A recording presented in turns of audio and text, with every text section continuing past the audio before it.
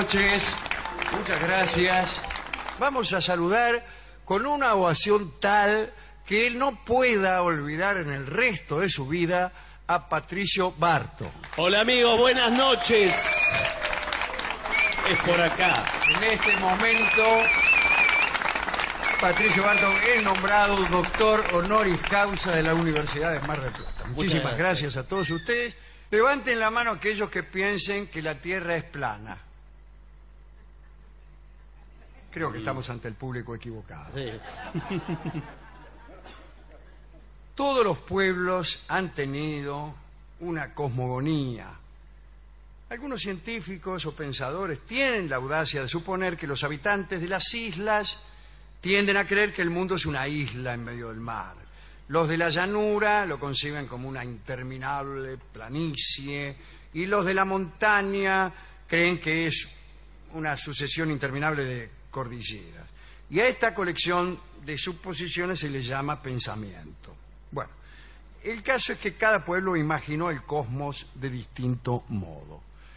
Los hindúes imaginaron una tierra plana apoyada sobre 4 pilares que descansaban sobre elefantes que descansaban sobre una tortuga gigante que nadaba a su vez en un océano. Lo malo de esta clase de ideas es que siempre se necesita de otra, hasta que el fastidio nos obliga a detenernos. Cosa que podríamos haber hecho en el segundo paso y no en el 15. Los sacerdotes babilonios describían al mundo como una ostra, con agua arriba y abajo, todo sostenido por un cielo sólido, como una gigantesca e infinita piedra preciosa. En verdad, aquí ayuda la noción de infinito, una noción que es indispensable para ponerse a pensar en estos asuntos. Yo no digo que el universo sea infinito, digo que la idea del infinito es necesaria para empezar a pensar. La cosmogonía egipcia también imaginaba el mundo en una especie de caja, ¿no? Bueno, en general todos los pueblos acordaban que la Tierra era plana y la bóveda celeste un inmenso caparazón que se ajustaba a los bordes del horizonte donde se unían justamente la bóveda celeste y la Tierra. Los primeros griegos no pensaban de otro modo. Hablaban de una tierra plana con Grecia en el medio, rodeada de un río llamado Océano, donde desembocaban todos los mares y ríos. Esta idea fue compartida por los primeros pueblos que pensaron sobre el tema. Y en realidad, hasta hace 3000 años, una abrumadora mayoría favorecía esta concepción. En Grecia, recién en el siglo VI a.C., algunos filósofos empezaron a pensar diferente. Ahí estaba Protágoras, nuestro amigo Protágoras de Abdera, que aseguraba que la Tierra debía curvarse de algún modo, porque había observado con gran astucia la desaparición de los barcos que se alejaban tras el horizonte. Escribió al respecto lo siguiente. ¿Tiene el original? Precisamente el original. Dice Protágoras: mientras los filósofos se dedican a la vagancia y artes de la conversación, los objetos cumplen pacientemente sus obligaciones. Los barcos, desapareciendo en el horizonte por su base, nos indican claramente el camino geométrico a seguir, dice Protágoras, sí, y se retira. Qué voz de griego que tiene. Sí, el griego nípico. Sí. En el mismo siglo, Anaximandro de Mileto, ¿cómo le va a Anaximandro?, imaginaba el mundo como una columna cilíndrica rodeada de aire. Es difícil, imaginarlo así. Sí. Una columna que flotaba en el centro del universo sin apoyo pero sin caer. Y él decía, sin caer porque estaba en el centro, como si las cosas que ocupan el centro de algo no se cayeran. Pero sin embargo, nada se cae. Ocupe en el universo el lugar que ocupare. Y Anaximandro no estaba mal encaminado. Fue el primero que no necesitó un sostén. Si el mundo no está sostenido, está ahí. No se cae. ¿Por qué? Porque no se cae, qué sé yo, pero no se cae. Bien. Un tiempo más tarde, los arduos alumnos de la escuela de Pitágoras vinieron a resolverle un problema a Anaximandro.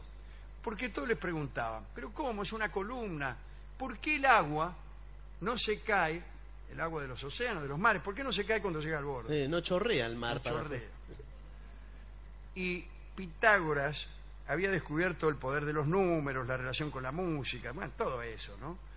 Y también había imaginado una Tierra esférica. Y esa es una forma muy adecuada, es la forma perfecta de cualquier cosa, porque no tiene bordes por los que algo pueda caerse al vacío, ¿no? Entonces le servía mucho a Anaximandro. Fue Filolao, el alumno de Pitágoras, el que estableció finalmente la idea de la Tierra como una esfera. Aristóteles ya incluyó esta Tierra esférica en su sistema del mundo. Y la verdad es que allá por el año 350 a.C. no había nadie en el ambiente ilustrado de la cultura griega que no pensara que la Tierra era esférica. Incluso hubo quien la midió, me refiero a la Tierra, sí, ¿no? En el año 230 a.C. se hizo la primera medición científica del tamaño de la Tierra, con una varilla de mimbre, un grupo de camellos y la regla de 3. Era Eratóstenes, de Cirene, un matemático, laburaba en la biblioteca de Alejandría. Eratóstenes oyó decir que al sur de Egipto, durante el solsticio de verano, 21 de julio, una varilla clavada verticalmente al mediodía no proyectaba sombra alguna. Mientras que en Alejandría, ese mismo día del solsticio, una varilla proyectaba una sombrita en un angulito de 7 grados. Eratóstenes concluyó entonces que esta diferencia se debía a la curvatura de la Tierra. Los rayos del sol caían verticalmente sobre el palito en Siena y en el de Alejandría ya caían con un pequeño ángulo. Se le ocurrió entonces que si medía la distancia entre Alejandría y Siena, podría obtener la medida de esos 7 grados que tenía de angulito. Luego, utilizando la regla de 3, obtendría esta medida. Y bueno, no contaba con buenos elementos. Aquí viene lo difícil, ¿no? Y claro, no, ¿Cómo medís la distancia? Eso era lo difícil. Medir la distancia entre Alejandría y Siena. Yo no sabría cómo hacer. Agarró unos camellos, calculó cuánto caminaban en determinado tiempo y al final, a ojito resolvió que la distancia era de unos 800 kilómetros. Y entonces dijo lo siguiente: 800 kilómetros son 7 grados. Entonces, 360 grados, que es el total de la esfera, y le dio 40.000 kilómetros. Y no está tan lejos, por ahí, no está tan lejos. Pero, para desgracia de todos, esta medición fue modificada por el geógrafo Estrabón, que, mucho más a ojito, calculó menos, 29.000 kilómetros. Y esta cifra sí fue tomada en serio por Ptolomeo. Y Ptolomeo fijó 28.500 kilómetros como circunferencia de la Tierra, y esta medición, mucho menor a la real, perduró 1.500 años. Y ahí aparece Colón. Contra lo que todos dicen, cuando Colón planeó su viaje, todo el mundo sabía que la Tierra era redonda. Los geógrafos que se oponían al viaje no es que decían que la Tierra era plana, decían que era más grande. Y tenían razón. Y a Colón le convenía basarse en los mapas de Ptolomeo y en el cálculo de Estrabón. Le convenía que la Tierra fuera más chica, porque era el único modo de que, no existiendo América, sus naves llegaran a Japón. Si no, iban a quedar ahí en el medio del mar.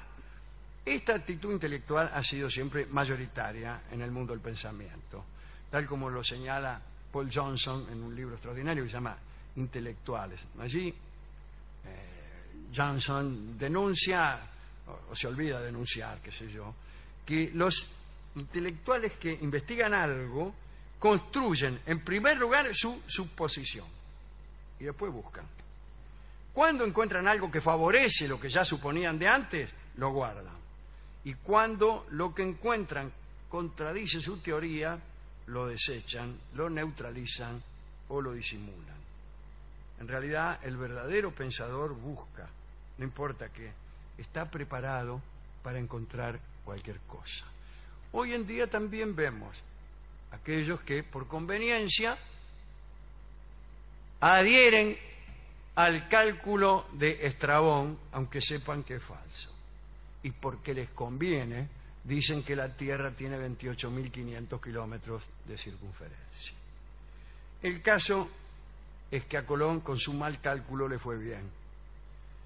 Después del colapso de la civilización romana, digo yo cambiando de tema, muchos escritores volvieron a ideas que habían sido abandonadas varios siglos antes, y ahí se olvidaron de los griegos, de la tierra esférica, y empezaron a pensar otra vez que el planeta era un disco chato, que es lo que yo creo, y que es una idea bastante cómoda, ¿no? Una buena parte de los mapas medievales muestran la Tierra sin curvatura alguna, Jerusalén en el medio, un gran océano rodeándolo todo. Leo unos documentos del siglo IX. ¿También los tiene También ahí? los tengo aquí. Bien conservados. Donde aparece la siguiente afirmación. La Tierra tiene la forma de un cubo al este, un triángulo al oeste, un círculo al norte y hacia el sur no tiene ninguna forma. Es casi una PlayStation. Bien. Diré que en 1890 Jean Alexander Dowie fundó la Comunidad de la Tierra Plana, que era una sociedad que se dedicaba a hacer propaganda para una teoría según la cual la Tierra era una gran planicie con el polo norte en el medio, rodeado de una muralla de hielo. Para Dowie, el Sol tenía solo 50 kilómetros de diámetro y estaba a unos 5.000 kilómetros de distancia. Ese es un hombre razonable. Ese es un hombre razonable. Algunos pensaban que la Tierra era un rectángulo y otros creyeron que era hueca, como von Däniken, que hablaba de la Tierra hueca con agujeros de acceso por los polos, y que en realidad los que vivíamos en la Tierra hueca estábamos mirando al Sol que estaba dentro de la Tierra. Era como una brasa interior, un farol interior.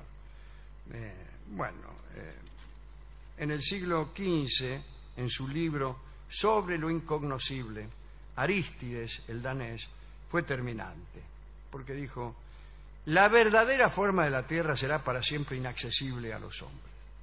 Nunca lo sabremos. Recordemos a Augusto Comte, el creador del positivismo, que en pleno siglo XIX afirmó que nunca llegaríamos a saber de qué están hechas las estrellas.